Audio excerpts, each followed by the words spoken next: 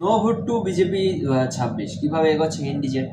এক, উত্তর দিনাজপুর মালদার মুসলিমরা এবার তৃণমূলকে ভোট দেবে না বলে মৌসুম নূরকে পাঠিয়ে সেখানে কংগ্রেসের সঙ্গে অর্থাৎ আরও কিছু কংগ্রেস ও বাম নেতার সঙ্গে যোগাযোগ চলছে। এখানে ইস্যু আদিনা মসজিদ। দুই, মুর্শিদাবাদে হুমায়ুন ও মিমকে কাজে লাগানো হয়, এখানে ইস্যু বাবরি মসজিদ। 3 নম্বর, উত্তর 24 পরগনা, কলকাতা, দক্ষিণ 24 পরগনা, হাওড়া এবং হুগলিতে মীনাক্ষী শতরূপ সায়ন সিদ্দিকদের হাত ধরে 32 জনকে টিকিট দিয়ে তাদের হয়ে প্রচারে লোক সাপ্লাই করে।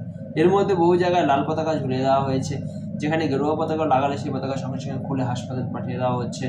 আমাদের সমর্থকদের সেখানে লাল পতাকা ধুলোই কালো হয়ে গেল, কেউ স্পর্শ করছে না। এদের জামানত হয়তো বাজেয়াপ্ত হবে, কিন্তু 7 থেকে 8% ভোট কেটে এরা তৃণমূলকে জেতাবে। বদলে বিভিন্ন দপ্তরে deputy secretary, joint secretary, Tollygunge film industry, college street express, বিশ্ববিদ্যালয়ে অস্থায়ী চাকরি ও ঠিকাদারি বামেরা ভাগ করবে গত 15 বছরের মতো। 4, 2 মেদিনীপুর ও বাকি রার বাংলায় চলবে সব রকমের ধমকি। 5, জোটে থাকবে কংগ্রেস এবং তৃণমূল, বাইরে থেকে সাহায্য করবে মিম, আইএসএফ, হুমায়ুন ও দীপঙ্কর ভট্টাচার্যের নেতৃত্বে বাম। ইন্ডি জোটকে হালকাভাবে নেবেন না, এরা সবাই এক।